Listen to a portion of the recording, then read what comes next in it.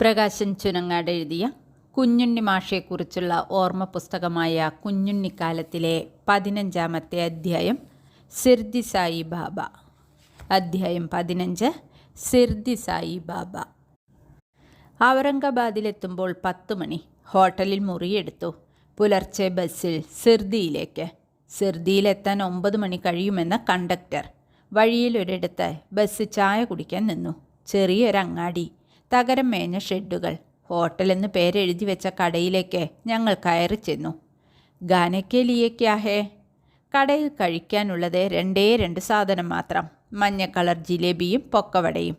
മധുരപ്രിയനായ എൻ്റെ ഇഷ്ടവിഭവമാണ് മഞ്ഞ ജിലേബി. കരികരിപ്പും ചെറിയ ചൂടുമുണ്ടെങ്കിൽ കുശാലായി. മാഷിൻ്റെ മുഖം വാടി. മാഷിന് ഇഡ്ഡലി വേണം. എവിടെ നിന്ന് കിട്ടാനാണ്? പൂ പോലത്തെ ഇഡ്ഡലി, വരി പഴുത്ത തേങ്ങ കൊണ്ടരച്ച ചട്നി, വെളിച്ചെണ്ണ താളിച്ച ഉള്ളിച്ചമ്മന്തി. ഇതൊക്കെയാണ് മാഷ് പ്രാതലിന് പ്രതീക്ഷിച്ചത്. ഇങ്ങനെ അപൂർവ അവസരങ്ങളിലെ കുഞ്ഞുണ്ണി മാഷെ നിരാശപ്പെട്ട് കണ്ടിട്ടുള്ളൂ. മഹാസിദ്ധനായിരുന്നു സായിബാബ. അദ്ദേഹം ഹിന്ദുവെന്നോ മുസൽമാനെന്നോ ആർക്കും നിശ്ചയമില്ല. ഭിക്ഷയെടുത്തായിരുന്നു നിത്യവൃത്തി. അന്നന്നിരുന്ന് കിട്ടിയ ധാന്യം കൊണ്ട് ആഹാരമുണ്ടാക്കും. ഓലമേഞ്ഞ കുടിലിൽ കൽപ്പലകപ്പുറത്തുറക്കം. സിർദി സായിബാബയുടെ പുനർജന്മമാണ് താനെന്നാണ് പുട്ടപ്പർത്തിയിലെ സത്യസായിബാബ അവകാശപ്പെട്ടത്. മരണം വരെ സിർദിയിലെ സായിബാബ ആർക്കും പിടികൊടുത്തില്ല. മരണശേഷം ബാബയുടെ സമാധി സ്ഥലത്ത് ക്ഷേത്രം കെട്ടിപ്പൊക്കി. ഭക്തജനസഹസ്രം സിർദിയിലേക്കൊഴുകി. സിർദി തിരക്കുള്ള പട്ടണമായി. സിദ്ധൻ്റെ സമാധിസ്ഥലം കണ്ടപ്പോൾ ജന്മസാഫല്യം കൈവന്ന ആനന്ദമായിരുന്നു കുഞ്ഞുണ്ണി മാഷിന്. സന്യാസി വേഷത്തിലാണ് മാഷ് സിർദിക്ക് പുറപ്പെട്ടത്. കേറ്റിയുടുത്ത കാവ്യമുണ്ട്, കാവിത്തലയ്ക്കെട്ട്, കുപ്പായമില്ല, ഒരു വൈരാഗ്യമട്ട്. മാഷെ ചൂണ്ടി ക്ഷേത്ര പരിസരത്ത് വെച്ച് ഏതോ ഒരു നാട്ടുകാരൻ പറയുന്നത് കേട്ടു: നഗ്നനാരായണൻ. ആ കമൻ്റ് മാഷിന് വളരെ ഇഷ്ടപ്പെട്ടു. തിരിച്ച് ഔറംഗാബാദിലേക്ക്. അടുത്ത ദിവസം അതികാലത്ത് അജന്ത എല്ലോറ യാത്ര. കണ്ടക്ടർ ടൂർ ബസ്സിൽ. പോകുന്ന വഴിക്കാണ് അഹമ്മദ് നഗർ. പണ്ട് സുൽത്താൻ മുഹമ്മദ് തുഗ്ലക് അഹമ്മദ് നഗറിലേക്കാണ് ദില്ലിയിൽ നിന്ന് തലസ്ഥാനം മാറ്റാൻ നിശ്ചയിച്ചത്. ആയിരക്കണക്കിന് ആളുകളും 10,000-കണക്കിന് കുതിരകളും ആനകളും കഴുതകളും വഴിയിൽ ചത്തുവീണു. സുൽത്താൻ തൻ്റെ ഭ്രാന്തൻ സ്വപ്നം ഉപേക്ഷിച്ച് ദില്ലിയിലേക്ക് മടങ്ങി. സ്വന്തം ബീവിക്ക് വേണ്ടി ഒരു കൊട്ടാരം അഹമ്മദ് നഗറിൽ പണികഴിപ്പിച്ചിരുന്നു, ചാന്ദ് മഹൽ. തുഗ്ലക്കിൻ്റെ സ്വപ്നത്തിൻ്റെ സ്മാരകമായി ചാന്ദ് മഹൽ ഇപ്പോഴും സഞ്ചാരികളെ ആകർഷിക്കുന്നു. അഹമ്മദ് നഗറാണത്രേ ഇന്ത്യ മഹാരാജ്യത്തിൻ്റെ ശരിയായ നടുഭാഗം. മണ്ടൻ സുൽത്താൻ എന്ന ചരിത്രം തുഗ്ലക്കിനെ കളിയാക്കുന്നു. കാലത്തിനു മുമ്പേ നടക്കാൻ ശ്രമിച്ചതാണ് തുഗ്ലക്കിൻ്റെ തെറ്റ്. കാഞ്ഞ ബുദ്ധിയുള്ള തിരുമണ്ടന്മാരെ നമ്മൾ തുഗ്ലക്ക് എന്ന് വിളിച്ച് കളിയാക്കാറുണ്ടല്ലോ. അവരുടെ ബുദ്ധി നമുക്ക് തിരിച്ചറിയാൻ പറ്റുന്നില്ല. അപ്പോൾ ആരാണ് മണ്ടൻ? അഹമ്മദ് നഗറിൽ തന്നെയാണ് മുഗൾ ചക്രവർത്തിയായിരുന്ന ഔറംഗസീബിൻ്റെ കബറിടം. വളരെ ചെറിയൊരു മുസ്ലിം പള്ളി. ഒരു സാധാരണ മുസ്ലിമിനെ പോലെ ജീവിക്കാനും മരിക്കാനും കബറടങ്ങാനുമാണ് ദില്ലി സുൽത്താൻ ആഗ്രഹിച്ചത്. അത് സാധിച്ചു. അജന്ത ഗുഹകളിലെ ചുവർ ചിത്രങ്ങളും എല്ലോറ ഗുഹകളിലെ അത്ഭുത ശില്പങ്ങളും വിസ്തരിച്ചു കണ്ടു. ഇതൊന്നും കണ്ടില്ലെങ്കിൽ എന്തൊരു നഷ്ടാണ് അല്ലേ പ്രകാശ? അതെ മാഷേ. രാത്രിയോടെ ഔറംഗാബാദിൽ തിരിച്ചെത്തി. പിറ്റേന്നു കാലത്ത് ബസ്സിൽ പൂനെക്ക്. പൂനെയിൽ നിന്ന് വീണ്ടും ബസ്സിൽ മംഗലാപുരത്തേക്ക്. ട്രെയിനിൽ കോഴിക്കോട്ടേക്ക്. വെയിൽ കുറേ കൊണ്ടു, വെള്ളം കുറേ കുടിച്ചു. എന്നാലും മാഷിന് യാത്ര വളരെ ഇഷ്ടപ്പെട്ടു. യാത്ര സുഖമായി പ്രകാശ. അതുപോലൊരു യാത്ര ഉണ്ടായിട്ടില്ല, മാഷ് എപ്പോഴും പറയും. അധ്യായം 16 പഴഞ്ചൊല്ലുകളും പഴമ്പാട്ടുകളും പഴങ്കഥകളും. പഴഞ്ചൊല്ലുകൾ ശേഖരിക്കുന്ന ശീലമുണ്ട് കുഞ്ഞുണ്ണി മാഷിന്. പഴഞ്ചൊല്ലുകൾ പുസ്തകമാക്കി പ്രസിദ്ധപ്പെടുത്തിയിട്ടുമുണ്ട്. നിന്ന നിൽപ്പിൽ 500 പഴഞ്ചൊല്ലുകൾ പറയാമെന്ന് മാഷ് എഴുതിയിട്ടുണ്ട്. മാഷ് വെറുതെ പറയില്ല. എനിക്കുമുണ്ട് അങ്ങനെ ഒരു ദുശ്ശീലം. നാട്ടുംപുറത്ത് പിറന്നു വളർന്നവനാണല്ലോ ഞാൻ. വീട്ടിലും നാട്ടിലും വർത്തമാനത്തിനിടയ്ക്ക് മുട്ടിന് പഴഞ്ചൊല്ലുകൾ തിരുകുന്നത് കാണാം. ഞാനതൊക്കെ എഴുതി വയ്ക്കും. ഇല്ലെങ്കിൽ മറന്നുപോകും. ഒരു രസം.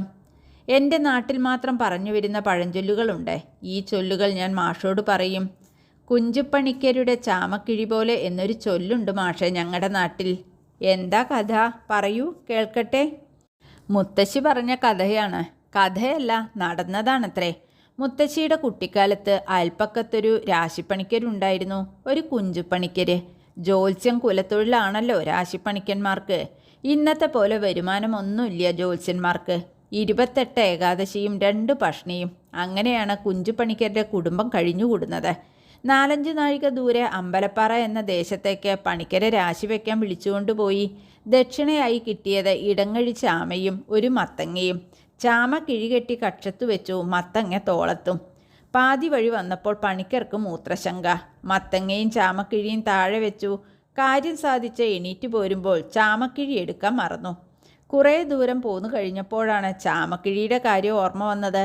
മത്തങ്ങ വഴിയിൽ തന്നെ വെച്ച് ചാമക്കിഴി എടുക്കാൻ ചെന്നു. ചാമക്കിഴി ആരോ കൊണ്ടുപോയിരിക്കുന്നു. മടങ്ങി വന്നപ്പോൾ മത്തങ്ങയുമില്ല. പണിക്കർക്ക് പറ്റിയ പറ്റ് നാട്ടിലെല്ലാവരും അറിഞ്ഞു. പറഞ്ഞ് അതൊരു പഴഞ്ചൊല്ലായി. കഥകൾ ഒരുപാട് കേൾക്കാൻ നാട്ടുംപുറത്ത് കഴിയുമ്പോൾ എൻ്റെ നാട്ടുംപുറത്ത് മുളച്ചുണ്ടായ കഥകൾ, ഈ കഥകൾ ഞാൻ മാഷോട് പറയും. വലപ്പാട്ടെ കഥകൾ മാഷ് എനിക്കും പറഞ്ഞു തരും. അന്ന് മാഷ് പറഞ്ഞ ഒരു കഥ ഇപ്പോഴും ഞാൻ ഓർക്കുന്നുണ്ട്. ധാരാളം ഭൂസ്വത്തും കെട്ടിയിരിപ്പുമുള്ള ഒരാളുണ്ടായിരുന്നു വലപ്പാട്ട് മാഷിൻ്റെ കുട്ടിക്കാലത്ത്. മാഷ് കാണുമ്പോൾ വയസ്സായിരിക്കുന്നു ആൾക്ക്. പിശുക്കൻ. പിശുക്കന്മാർക്കൊരു കുഴപ്പമുണ്ട്. സമ്പത്ത് വർദ്ധിക്കും തോറും പിശുക്കും കൂടും. അറുത്ത കൈക്ക് ഉപ്പ് തേക്കാത്തവൻ എന്ന് ഇക്കൂട്ടരെ പറ്റിയാണ് പറയുക. ആരെങ്കിലും കയ്യിൽ മുറിവ് പറ്റി വരികയാണെങ്കിൽ ആ മുറിവിൽ കുറച്ച് ഉപ്പ് പുരട്ടി കൊടുത്താൽ മതി, ആശ്വാസം കിട്ടും. പിശുക്കൻ അതും ചെയ്യില്ല. ഇങ്ങനെയൊക്കെ ആണെങ്കിലും മാഷിൻ്റെ കഥയിലെ ഈ പിശുക്കൻ കാരണവർ തൻ്റെ ആട്ടപ്പിറന്നാൾ കെങ്കേമമായി കൊണ്ടാടും. നാടടക്കം ക്ഷണിക്കും. ദേഹണ്ഡത്തിന് ആളെ വിളിക്കും. അദ്ദേഹത്തിൻ്റെ പിറന്നാൾ സദ്യയുണ്ണാൻ മാഷും പോയിട്ടുണ്ടത്രേ. 2 മണിയും ചിലപ്പോൾ 3 മണിയുമാകും ഇലവയ്ക്കാൻ. വയറ് വിശന്ന് കത്തുന്നുണ്ടാവും. ഇലത്തലയ്ക്കൽ വറുത്തുപ്പേരിയും ശർക്കര വരട്ടിയും വിളമ്പുന്നത് പിറന്നാളുകാരൻ തന്നെ. 2 അല്ലെങ്കിൽ 3 കഷ്ണം വീതം. മറ്റാരെങ്കിലും വിളമ്പുകയാണെങ്കിൽ ധാരാളിത്തം കാട്ടിയാലോ എന്നാണത്രേ കാരണവരുടെ പേടി. എത്ര പറഞ്ഞാലും തീരുന്നില്ല നാട്ടുംപുറത്തെ വിശേഷങ്ങൾ. വർത്തമാനം പറഞ്ഞുകൊണ്ടിരുന്ന നേരം പോകുന്നത് അറിയില്ല. 10-11 മണിയാവും.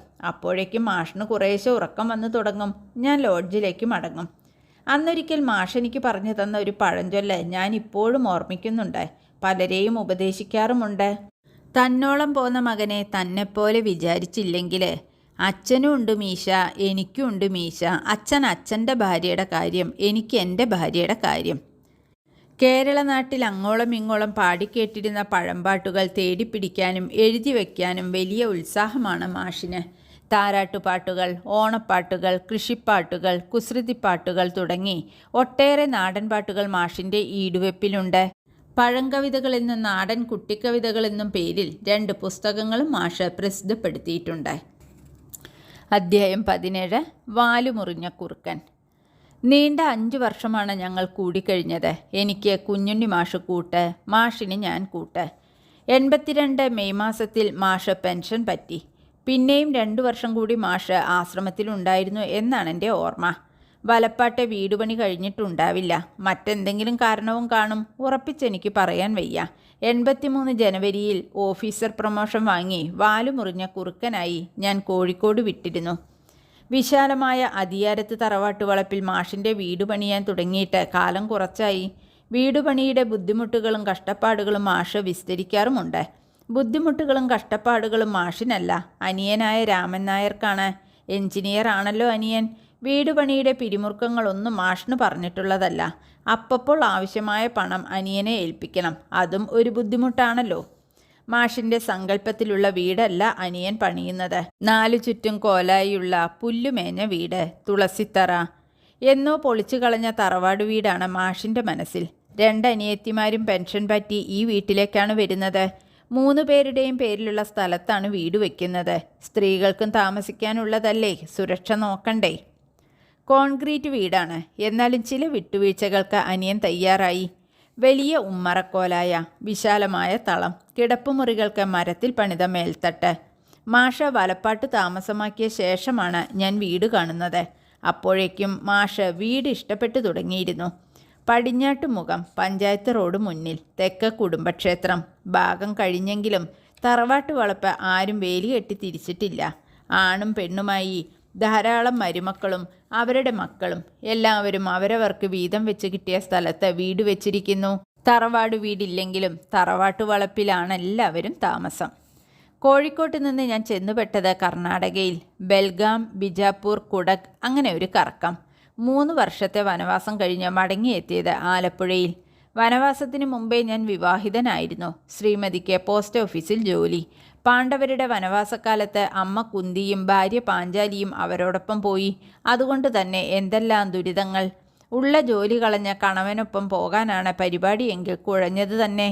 ഗുമസ്തനായി തുടരുന്ന കാലത്തോളം പ്രശ്നമില്ല, ഇരുന്നിടത്തിരിക്കാം. ഓഫീസറായി കഴിഞ്ഞാൽ വകുപ്പ് മാറി. ബാങ്ക് ഓഫീസർമാരെ ഒരു ബ്രാഞ്ചിൽ 3 വർഷത്തിൽ കൂടുതൽ നിർത്തരുതെന്ന് നിർബന്ധമുണ്ട് റിസർവ് ബാങ്കിന്. കുറവ് എത്രയെങ്കിലും ആവാം. പായും പടുക്കയും അടക്കി എപ്പോൾ വേണമെങ്കിലും സ്ഥലം വിടാൻ തയ്യാറായിരിക്കണമെന്ന്.